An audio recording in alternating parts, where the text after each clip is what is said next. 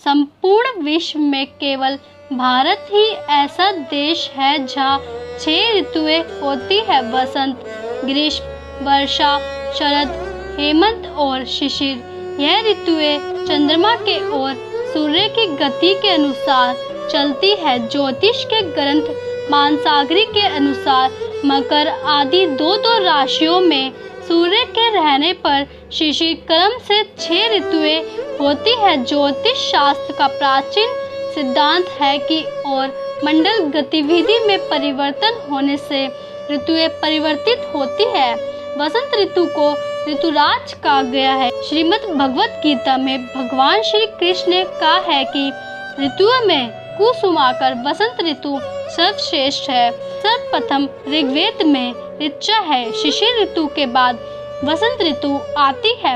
हरिवंश पुराण के आख्यान के अनुसार शिशिर, हेमंत, ग्रीष्म, वर्षा और शरद ने मिलकर निर्णय किया कि हम राजा वसंत को अपने 8 दिन देंगे। सभी ने वसंत ऋतु को 8 दिन प्रदान किए। इस प्रकार 40 दिन का वसंत ऋतु में हम हर ऋतु की झलक मिलती है और 20 दिन स्वतंत्र रूप से वसंत ऋतु के अपने होते हैं। तात्पर्य यह है कि वसंत ऋतु में सभी ऋतुओं का समावेश स्वीकार किया गया है। वसंत ऋतु संसार के समस्त कार्य के लिए सर्वोत्तम काल है। अध्ययन, अध्यापन, स्वास्थ्य, अध्यात्म, चिकित्सा, ध्यान, समाधि, पूजा, संस्कार, प्रकृति, किसी भी क्षेत्र में अभ्युन्नति और साधना का यह सर्वोत्तम समय है। संसार भर में वसंत ऋतु में फरवरी मार्च के महीने में अध्येता और विद्यार्थी अपने अध्ययन में संलग्न रहते हैं। प्रकृति इन दिनों नए पुष्प पत्र कलिकाओं के आने से प्रफुल्लित हो जाती है। शिशिर की कड़कड़ाती ठंड से राहत अनुभव कर समस्त प्रकृति में नई कोपलें फूट जाती है। चारों ओर एक मनोरम दृश्य हमारे सामने प्रस्तुत हो जाता है। देखने वाला प्रकृति के इस नए रूप को देखकर मंत्रमुग्ध हो जाते हैं।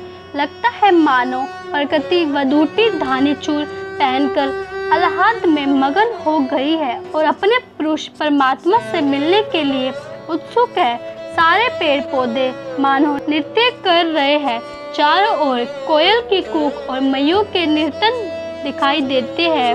वन उपवन वाटिका में सर्वत्र वसंत ऋतु की छटा दिखाई देती है।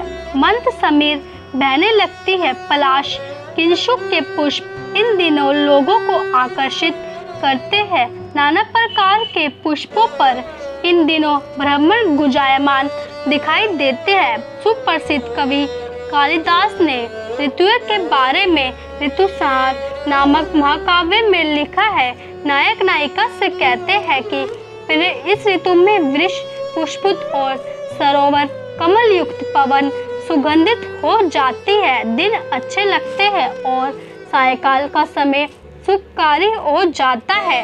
आयुर्वेद के अनुसार यह ऋतु स्वास्थ्य के लिए सर्वोत्तम मानी गई है। इन दिनों प्रातः ब्राह्मण को आनंद से भर देता है। औषधि सेवन और व्यायाम तथा संयम पूर्ण जीव व्यक्ति को शतायु बनाने में सहायक होते हैं। इस ऋतु में फाल्गुन और चैत्र मास होने से फाल्गुन और चैत्र की सभी लाभकारी गुणयुक्त औषधियाँ एवं वनस्पतियाँ इन दिनों प्राप्त होती है। श्वास, मधुमेह, उच्च रक्तचाप, मंदाग्नि आदि रोगों के नाश के लिए उत्तम वनस्पतियाँ प्राप्त होती है। चैती गुलाब का गुलकंद इन दिनों वैद्य लोग बनाते हैं, जो चैत्र मास में प्राप्त होने वाले गुलाब से ही बनाया जाता है। औषधि निर्माण वालों के लिए यह काल सर्वोत्तम माना गया है। ऋतुएं अपने आने के पहले अपना प्रभाव दिखाने लगती है। इन दिनों बसंत पंचमी पर्व भी अपने वासंती प्रभाव के कारण सर्वत्र मनाया जाता है। बसंत पंचमी को श्री पंचमी भी कहते हैं। इस दिन सरस्वती पूजन का विधान है। इस तिथि का सबसे अधिक महत्व इसलिए भी है कि यह विद्या की अधिष्ठात्री देवी सरस्वती का जन्मदिन है। ब्रह्मा, विष्णु, महेश त्रिदेवों के सम्मान तीन शक्तियाँ भी हैं, माँ काली, माँ लक्ष्मी, माँ सरस्वती। इन तीनों देवियों की विशेष समय में विशेष पूजा होती है। माँ काली के लिए नवरात्रि, माँ लक्ष्मी के लिए दीपावली और माँ सरस्वती के लिए वसंत पंचमी विशेष रूप से विहित है।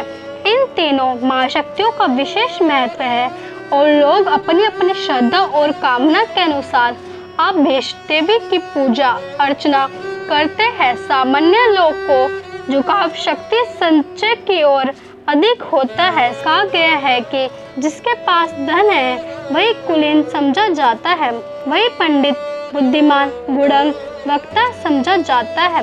आदर्श व्यक्ति सरस्वती की उपासना में ही आत्मतुष्टि अनुभव करते हैं। विद्या की देवी सरस्वती है, उनकी अभीष्ट है। कहा गया है कि राजा का सम्मान अपने देश में ही होता है, परंतु विद्वान का सम्मान सर्वत्र होता है। तीनों देवियों के वाहन ही इनके प्रभाव के प्रतीक। सरस्वती का वाहन हंस सत्व गुण का प्रतीक है। माँ काली दुर्गा का वाहन सिंह रजोगुण का प्रतीक है और महालक्ष्मी का वाहन उल्लूक तमो गुण का प्रतीक है। भाव ये है कि वसंत ऋतु में माँ सरस्वती की पूजा करने से व्यक्ति में सतोगुणी प्रवृत्ति बढ़ती है। कहा गया है कि कुआ और कोयल दोनों ही कृष्ण वर्णन के होते हैं, परंतु वसंत ऋतु में ही पता चलता है कि दोनों का अंतर क्या है। कोयल अपनी मीठी कूक से लोगों का मन हर लेती है, जबकि कुआ अपने कर्कश स्वर से लोगों में अशांति उत्पन्न करता है। मानव को वसंत ऋतु शिक्षा देती है कि व्यक्ति का मधुर भाषी एवं मृदु भाषी होनी चाहिए। यही जीवन की सार्थकता है। कहा जाता है कि ब्रह्मा ने सृष्टि निर्माण के बाद देखा कि सर्वत्र शांति थी। उन्होंने विचार किया कि यदि सृष्टि को वाणी मिल जाए तो कितना अच्छा हो। उन्होंने साधना की और वसंत पंचमी के दिन हाथ में वीणा लिए हुए माँ सरस्वती का प्रादुर्भाव हुआ। सरस्वती की वीणा वादन से सब और वाणी आ गई और मधुर कलरव से सृष्टि परिपूर्ण हो गई।